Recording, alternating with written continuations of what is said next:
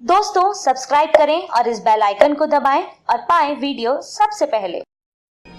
मैं भारत को भारतीयता की मान्यता के आधार पर फिर से खड़ा करना चाहता हूं, उस काम में लगा हूं। शक्कर जैसी ही दूसरी जो सबसे खराब चीज है जिससे आप नफरत करिए, घृणा करिए, उसका नाम है डालडा, वेजिटेबल ऑयल। डालडा के नाम से तो आप सब समझते हैं। डालडा से नफरत करिए, इतनी नफरत करिए कि उसको छूने का भी नहीं, बहुत ही खराब। ये दो चीजें, शुगर माने चीनी और डालडा, अगर आपके स्वयं पाक घर से निकल जाएं तो 148 बीमारियां जिंदगी में कभी नहीं आए। तो आप बोलेंगे जी डालडा की जगह क्या उपयोग करें? तेल वापरिए। और तेल कौन सा? जैसे शेंगा का, मूंगफली का तेल, तिल का तेल। तिल का तेल, मूंगफली का तेल आपके लिए सबसे अच्छा है जिस क्षेत्र में आप रहते हैं। अगर आप चाहें तो सरसों का तेल भी खा सकते हैं, राई का तेल भी उपयोग कर सकते हैं, आप चाहें तो नारियल का तेल। लेकिन आप जहां रहते हैं, इस 40 गांव के आसपास का जो क्षेत्र है, यहाँ के लिए सबसे अच्छा शेंगा तेल ही है और तिल का तेल। सोयाबीन बिल्कुल नहीं, गलती से भी नहीं। अच्छा, मैं आपसे एक प्रश्न पूछ लूं। भगवान को पूजा करते हैं तो उसमें बहुत सारी दाल रखते हैं, पूजा में रखते हैं।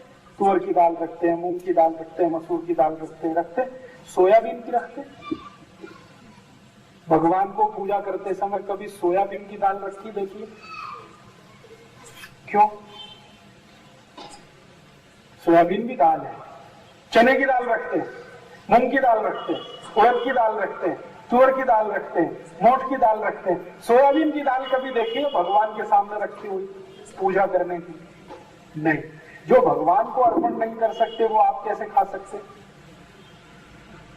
सोयाबीन की गलती से भी ना दाल खाइए ना तेल खाइए। तो समझ लीजिए बीमारियां भी सबसे ज्यादा उसी के कारण। ये जो सोयाबीन है, दाल के रूप में या तेल के रूप में, ये शरीर को कभी भी हजम नहीं होता।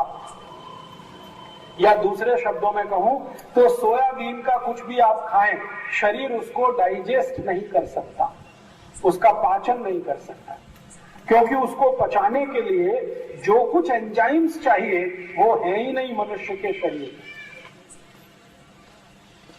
तो आप बोलेंगे फिर ये किसके लिए है? सोयाबीन को पचाने की ताकत सिर्फ डूकर में है और किसी में। डूकर के पोट में एक एंजाइम बनता है, वो सोयाबीन को पचा सकता है। बाकी किसी के भी शरीर में वो एंजाइम नहीं है जो सोयाबीन को पचा सके।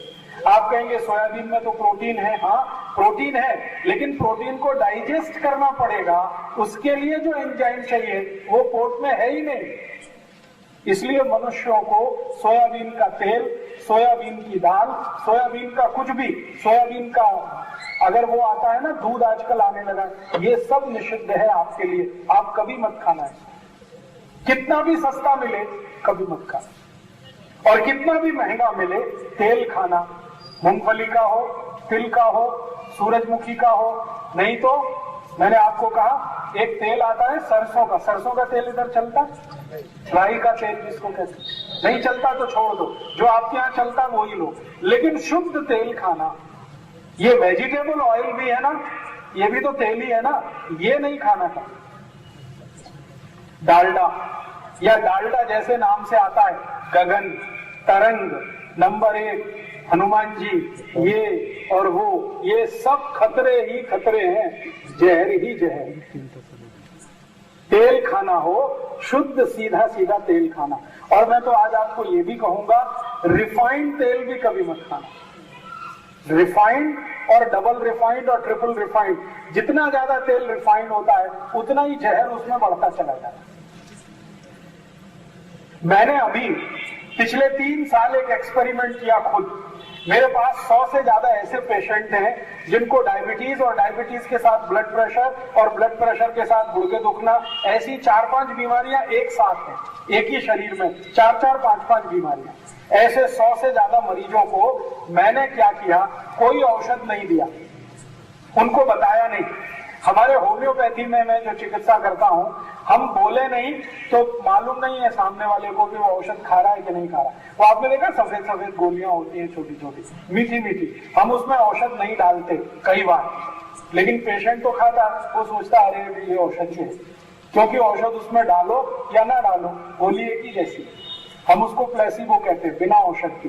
तो मैंने 100 से ज्यादा पेशेंट को कहा कि तुमको तो यही खाना है, तो उनको लगा कि ये औषध है। और मैंने पथ्य अपथ्य में उनको कहा कि चीनी बंद, आज से शुगर बंद, गुड़ खाओ, जितना खाना है गुड़ खाओ, जितना खाना है काकवी खाओ, और वेजिटेबल ऑयल नहीं खाएंगे, डालडा नहीं खाएंगे, अमृत घी नहीं खाएंगे, कोई नहीं, और डबल रिफाइंड नहीं, ट्रिपल रिफाइंड नहीं, शुद्ध घानी का निकला हुआ तेल और शुद्ध गुड़, ये 2 चीजें उनके जीवन में लाई और 2 चीजें हटाई। आपको सुन के आश्चर्य होगा, 8 महीने से मैं उनके ऊपर ये प्रयोग कर रहा हूं, एक एक की बीमारी ठीक हो रही है।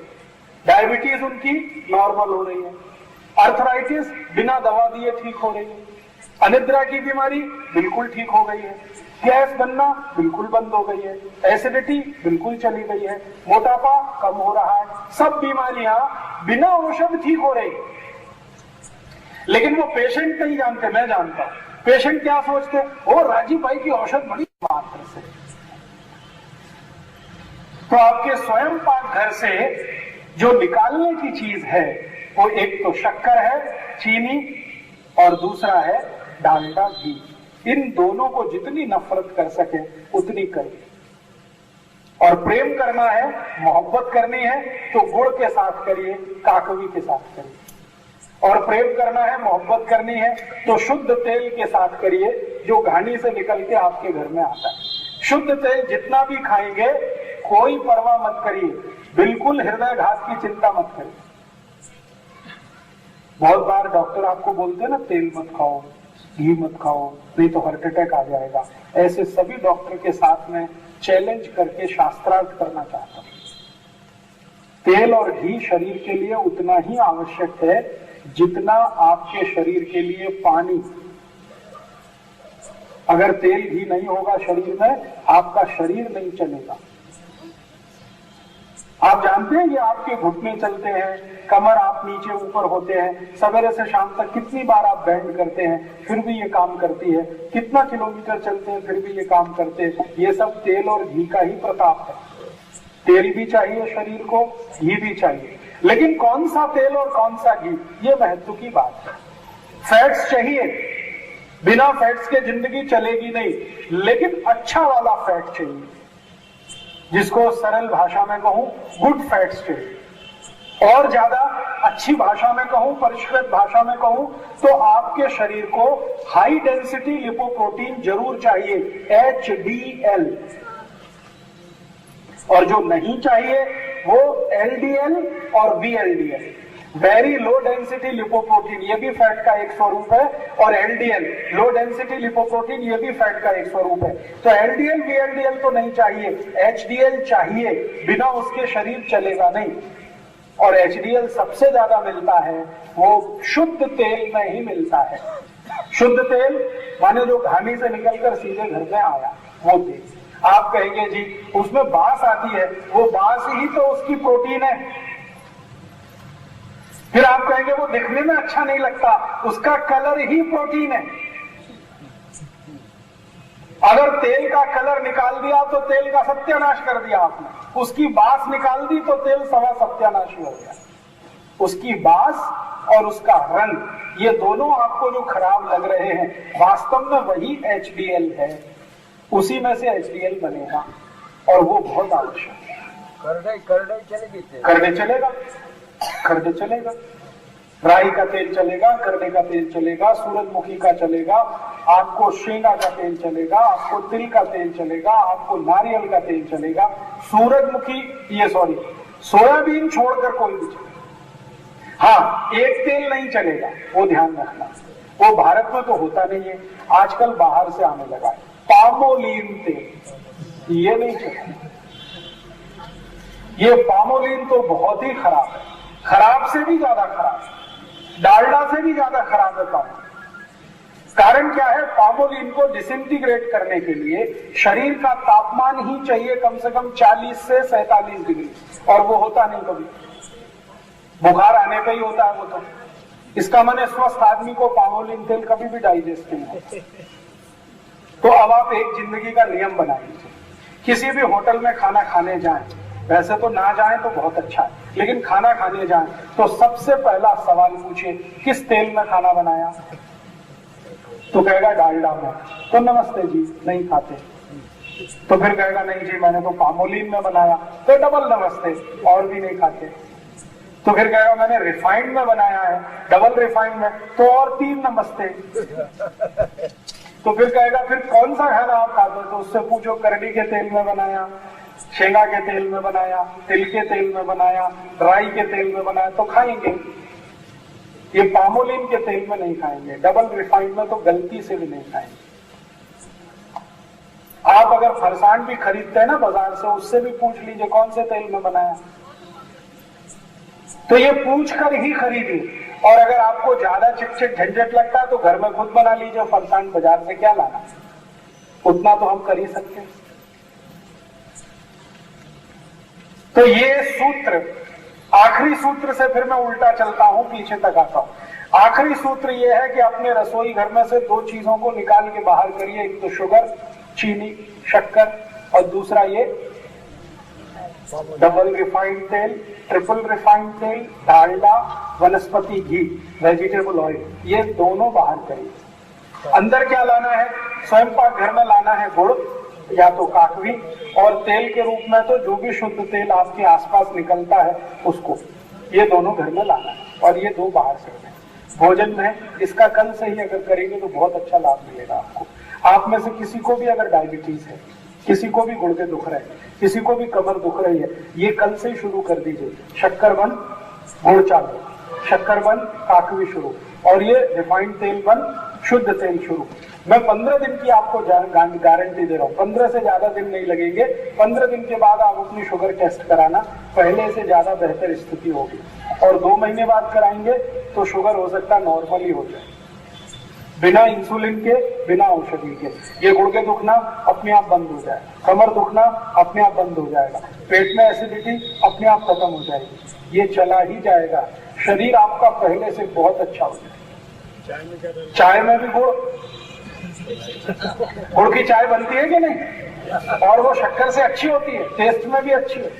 गुड़ की चाय पीजिए, काकवी की चाय पीजिए, दूध में डालना है तो गुड़ मिलाइए, दूध में मिलानी है तो काकवी मिलाइए, अगर ताक में मिलाना है तो गुड़ मिलाइए, और मिलाना है तो काकवी मिलाइए। शुगर बिल्कुल बंद।